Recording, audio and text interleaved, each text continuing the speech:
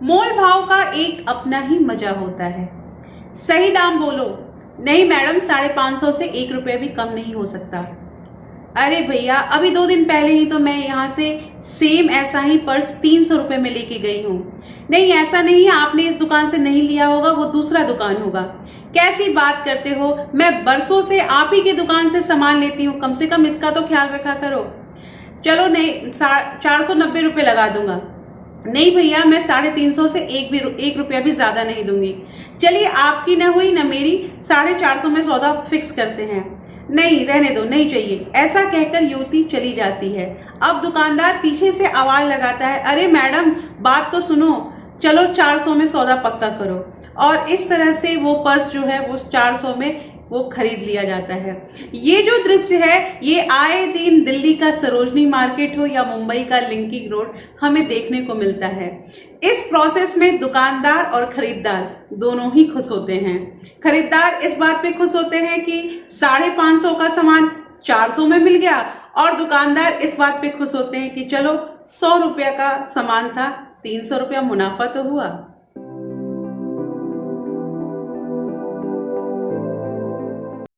Hello everyone, welcome back to my channel real life with Tuku. कैसे हैं आप लोग? आई होप आप बहुत अच्छे होंगे और सेहतमंद होंगे, और आप लगातार मेरी वीडियो के साथ में बने हुए होंगे। आज की जो वीडियो है इसमें हम बात करेंगे कि मोल भाव करने से उसके अंदर क्या मजा आता है, मोल भाव करना कैसे फायदेमंद होता है, ये सारा जो है ये सब हम इस वीडियो में डिस्कस करेंगे। और ये वीडियो जो है ये हाईली रिक्वेस्टेड वीडियो है। मेरी एक सब्सक्राइबर है अजवा नजीम जी, उन्होंने मुझसे ये रिक्वेस्ट की थी कि शॉपिंग के कुछ टिप्स मैं उनको बताऊं। सिस्टर, आपने कहा था कि आपका जो बजट है उसमें आपको 3 लोगों के जो भी आपको शॉपिंग करनी है, जिसमें क्लॉथ और शूज के बारे में बताया था। तो मैं आपको यहाँ पे ये हिंट दूंगी कि आप क्या करो कि अपने पैसे को डिवाइड कर लो हाफ पार्ट में, और एक पार्ट जो है वो अपने हस्बैंड का ले लो, और एक में अपनी और अपनी बच्ची दोनों का आप कर लो, क्योंकि जो जेंट्स के कपड़े होते हैं या जेंट्स के जो शूज होते हैं वो महंगे आते हैं। तो होपफुली आपको यहाँ पे थोड़ा समझ में आ गया होगा। ऐसे इस वीडियो में मैं और भी बहुत सारे टिप्स बताने जा रही हूँ जो आपके लिए काफी फायदेमंद होगा। और दोस्तों, जो भी इस वीडियो पे नए हैं उनके लिए भी ये फायदेमंद होगा, क्योंकि यहाँ पे मैं एक तरह तरह की टिप्स बता रही हूँ कि हमें शॉपिंग करने में, बार्गेनिंग करने में कैसे कैसे सिचुएशन को कैसे हैंडल करना चाहिए। तो चलिए स्टार्ट करते हैं वीडियो को। अगर दोस्तों आप लोगों ने अभी तक रियल लाइफ विद टुकू को सब्सक्राइब नहीं किया है तो प्लीज सब्सक्राइब कर लीजिए इस चैनल को, और साथ में जो बेल आइकन है उसे भी जरूर प्रेस कर दीजिएगा, ताकि आपको ऐसे ही इंटरेस्टिंग वीडियो के नोटिफिकेशन मिलते रहें। तो चलिए स्टार्ट करते हैं वीडियो को। मिलती है बचत की संतुष्टि।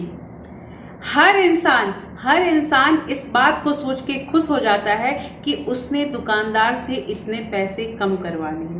लेकिन एक बात याद रखिएगा दोस्तों, कोई भी दुकानदार अपना नुकसान उठाकर अपने सामान को बिल्कुल नहीं बेचता है। लेकिन एक जो ये आंतरिक खुशी होती है, एक एहसास होता है कि हमने अपने 200 रुपये बचा लिए, इसलिए मोस्टली लोग जो होते हैं वो बार्गेनिंग करते हैं। ऐसे लोग जो निश्चित रेट वाले जो दुकान होते हैं, फिक्स रेट वाले, वहां से शॉपिंग करना पसंद नहीं करते हैं, क्योंकि उन्हें ये जो अच्छी अनुभूति होती है, एहसास होता है कि हमारे 200 रुपये कम हो गए, वहां वो वंचित हो जाते हैं इस चीज के लिए, इसलिए वो फिक्स रेट की दुकान में नहीं जाते हैं।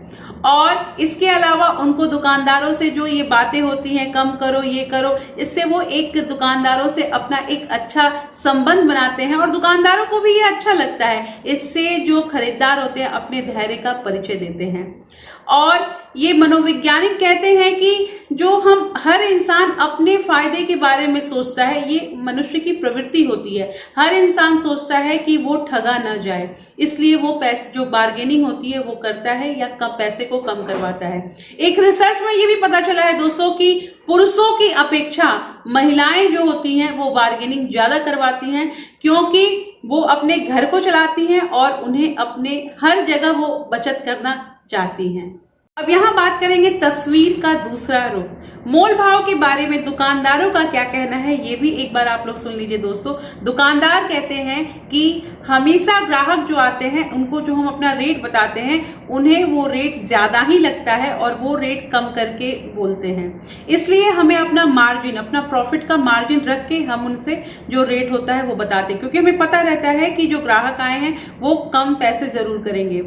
और ये जो बार्गेनिंग होती है इससे हमारा जो खरीदार लोग हैं उन लोगों से अच्छा संबंध होता है, थोड़ा हमारी बोरियत दूर हो जाती है। दुकानदारों का ये कहना है कि हमारी बोरियत दूर हो जाती है जब मोल भाव होता है। तो कभी ऐसा होता है कि मोल भाव में अगर वो जो खरीदार हैं, ग्राहक हैं, वो अच्छी बार्गेनिंग कर लेते हैं तो उनका फायदा हो जाता है और हमारा कम फायदा होता है, और कभी कभी वो ज़्यादा बार्गेनिंग नहीं कर पाते हैं तो इससे हमारा फायदा जो होता है वो ज्यादा होता है। मतलब दोनों तरीके से हमारा फायदा ही होता है, दुकानदार कहते हैं। इसके अलावा दुकानदार ये भी कहते हैं कि महिलाएं बहुत ज्यादा बार्गेनिंग करती हैं। विशेषज्ञों का राय है कि मोल भाव कर पाना हर इंसान के बस की बात नहीं होती है, क्योंकि ये सामाजिक व्यवहार का एक अहम हिस्सा है।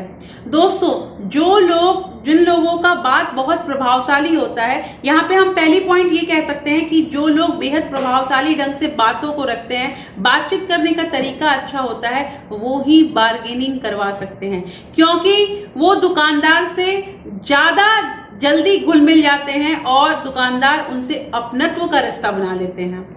दूसरी बात यहाँ पे आती है कि दुकानदार जो होते हैं वो ग्राहकों के चेहरे का हाव भाव पढ़ने में काफ़ी माहिर होते हैं।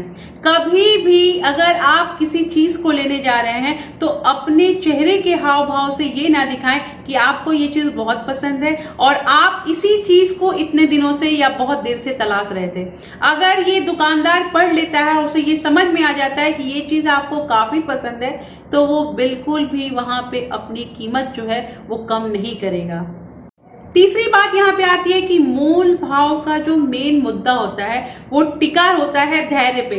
मान लीजिए आपने किसी चीज की कीमत को कम किया या बताया, और अगर आप अपनी बात पे थोड़ी देर टिके रहते हैं और दुकानदार ये चीज देखता है कि आप बिल्कुल भी आगे नहीं बढ़ रहे हैं, तो इसमें भी हमारी बात बन जाती है और हमें वो चीज जो है हमारे मन के मुताबिक मिल सकती है।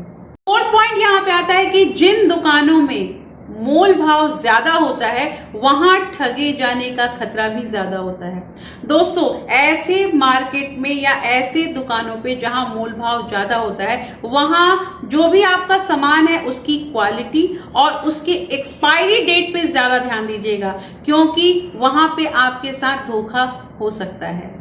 फिफ्थ पॉइंट यहाँ पे आता है कि आप जितनी कीमत पर अगर किसी चीज को खरीदना चाहती हैं तो आप उस कीमत से थोड़ा नीचे होके ही रेट लगाइए, क्योंकि ये पक्का है कि आप जितना रेट बताइएगा दुकानदार उस मूल्य पे सामान देने के लिए तैयार नहीं होगा, वो थोड़ा सा ऊपर ही बोलेगा।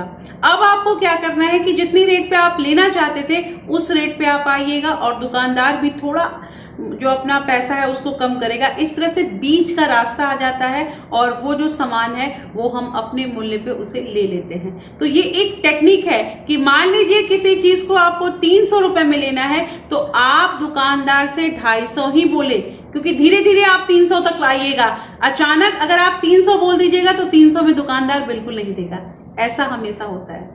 6 पॉइंट है यहाँ पे कि मोल भाव करने वाली दुकान जो बाजार होती है उसमें समय से पहुंचिए, क्योंकि अगर आप वहां पे टाइम से पहुंचेंगे तो आप अपने सामान को ढंग से आप देख भी सकते हैं तसल्ली से। इसके अलावा ये भी एक टेक्निक होती है कि दुकानदार पहले ग्राहक को कभी भी वापस खाली हाथ नहीं जाने देता है।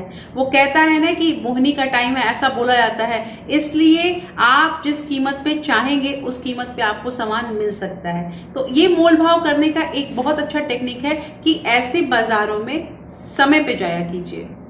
7 पॉइंट है कि अगर आप शॉपिंग करने के शौकीन हैं तो अपने दोस्तों से मोल भाव करने वाली दुकान जहाँ पे जो बाजार होती है जहाँ पे सामान भी अच्छे मिलते हैं इसके बारे में पता लगाएं।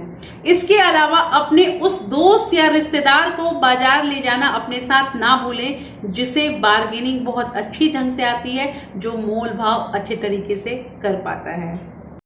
8 पॉइंट यहाँ पे आता है कि अब जो शॉपिंग आप करते हैं तो इसके बारे में जागरूक रहें और अपने परिचितों से हमेशा इस चीज़ का डिस्कशन करें कि आज हम बाजार गए थे तो हमने ये चीज़ खरीदा, हमें इतना में मिला, क्योंकि इससे बहुत कुछ सीखने मिलता है। इससे बहुत सारी ऐसी जानकारियां मिलती हैं जो हमारे आगे के लिए बहुत फायदेमंद होता है। दोस्तों, मैंने अभी कहा कि शॉपिंग करना और मोल भाव करके शॉपिंग करना ये दो अलग बातें होती हैं और मोल भाव करना सबके बस की बात नहीं होती है। नेक्स्ट पॉइंट यहाँ पे ये है कि अगर आप मोल भाव करने आपको नहीं आता है, आप बार्गेनिंग नहीं कर सकते हैं, तो इसका एक ही सरल उपाय है कि हमेशा शॉपिंग फिक्स रेट वाली दुकान से करें। क्योंकि फिक्स रेट वाली दुकान से, जहाँ पे निश्चित रेट रहता है जो बिल्कुल कम और ज़्यादा होने का ज़रूरत नहीं है, वहाँ पे ठगाने की जो संभावना होती है वो कम होती है। दोस्तों, यहाँ पे आपको मैं अपनी एक स्टोरी बताऊंगी कि सिलीगुड़ी मार्केट में एक हांगकांग मार्केट करके है, जहाँ पे बहुत सस्ती सस्ती चीजें मिलती हैं और मतलब हर एक चीज मिलती है वहां पे। तो एक बार ऐसा हुआ था कि मैं उस मार्केट से मैंने 2 घड़ियां परचेज की थी और जल्दबाजी में मैंने एक घड़ी तो चेक करा ली, दूसरी घड़ी वहां पे चेक नहीं करा पाई और उसके बाद मैं अपने होम टाउन में रिटर्न हो गई। हुआ ये कि वो जो दूसरी घड़ी थी वो चल नहीं पा रही थी। जब मैंने जाके उसे घड़ी रिपेयर करने वाले को दिखाया और उसने जब घड़ी को खोला तो उसने देखा कि उसने मुझे बताया कि इस घड़ी के अंदर तो कुछ है ही नहीं, तो ये चलेगी कैसे। तो यहाँ पे ये मुझे कहना है कि जल्दबाजी में और अगर कहीं पे सस्ता सामान मिल रहा है तो हम ये भी ले ले ये भी ले ले, ये चीज मत कीजिएगा, क्योंकि इससे जो होता है नुकसान हमारा ही होता है। तो यहाँ पे मैंने दोस्तों आपको 8 ऐसे टिप्स बताए जो अगर हम अपनाते हैं तो हो सकता है 1 दिन 2 दिन या 6 महीने की प्रैक्टिस में तो हम मोल भाव करने में थोड़े बहुत सक्षम तो जरूर हो जाएंगे। दोस्तों, अगर आपको ये मेरे टिप्स एंड ट्रिक्स अच्छी लगी तो प्लीज वीडियो को लाइक जरूर कर दीजिएगा और अपने फ्रेंड्स और फैमिली में इस वीडियो को शेयर करना भी बिल्कुल मत भूलिएगा। फिर मैं मिलती हूँ आपसे एक नए वीडियो के साथ, तब तक के लिए thank you, thanks for watching.